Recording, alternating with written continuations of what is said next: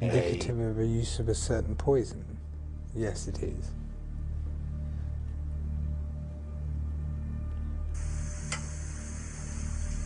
Oh, it's like 2 a.m. and I just got a call that a man we were going to meet, Lord Lichfield, died last night at a party.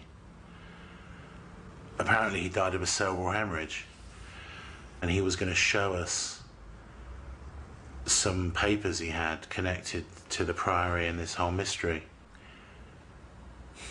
So I don't know if he was in the Priory, but I do know that apparently he did have a copy of The Shepherds of Arcadia in his private study, which is the painting that Gino Sandri said was one of the coded works of art for this whole mystery. So maybe that's just a coincidence. And maybe it's a coincidence that he died of a cerebral hemorrhage. And maybe it's a coincidence that he died just a few days before we were going to meet him and talk to him about the bloodline.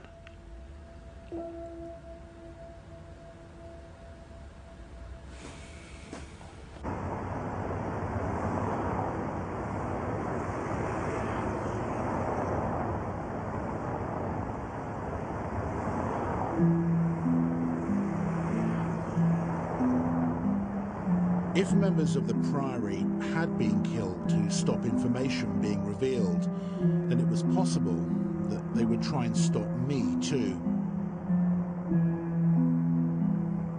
I contacted a member of an important Masonic lodge in Paris to find out what he knew about the Priory and the bloodline. He agreed to talk to me as long as we didn't reveal his identity.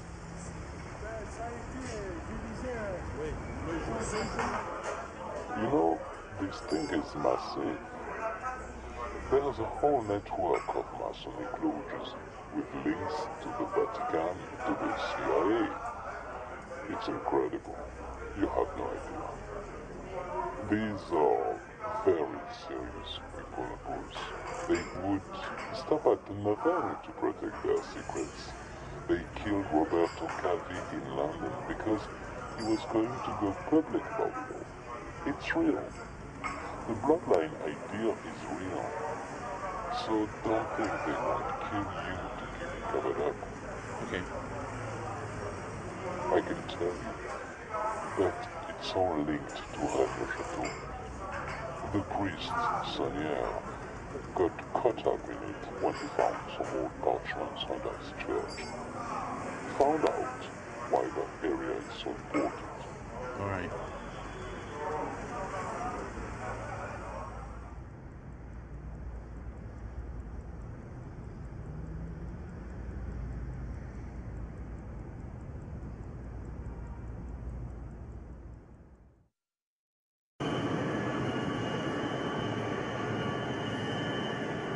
There's definitely something vastly important buried in the region of Rennes Chateau. It has to be religious. It wouldn't have attracted or attained the status it has unless it was heretical and religious. The most likely thing to be down there, and the most shocking thing to be down there, would be the body of Jesus.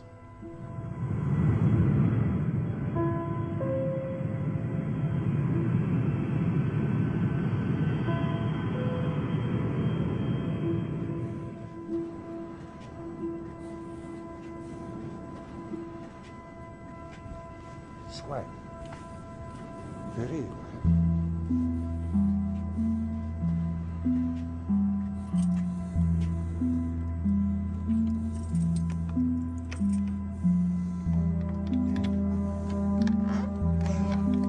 What exactly the priest discovered under his church at the end of the 19th century is one of the great mysteries of southwest France. Ah, j'ai compris.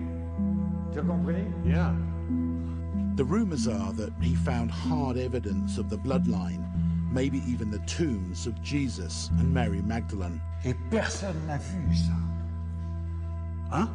A local artist and author, Alain Foral, got the keys to the church and agreed to show me where the priest had made his discoveries. He said that during renovations of the church, Saunier had uncovered a staircase down into the crypt, which was hidden behind a false door in his wardrobe.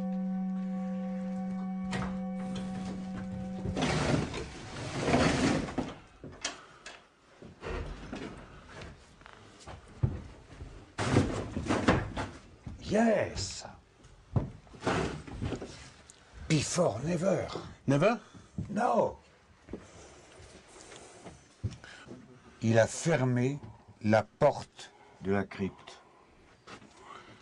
He closed the entrance, the door to the crypt. Yes. And then this is a secret room, no? A salle secrète? Yes. And now, I go Saunier. Oui.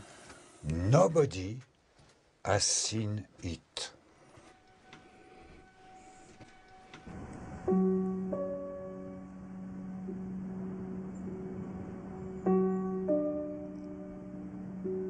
I went to the current mayor of Rennes-le-Château to see if we could excavate beneath the floor in that secret room.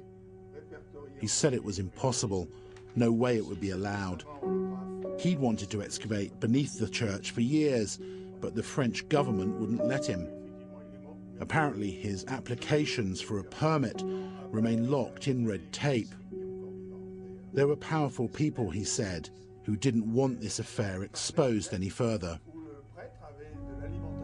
Est-ce qu'il y a des gens qui voulaient de cacher les vérités? Yes.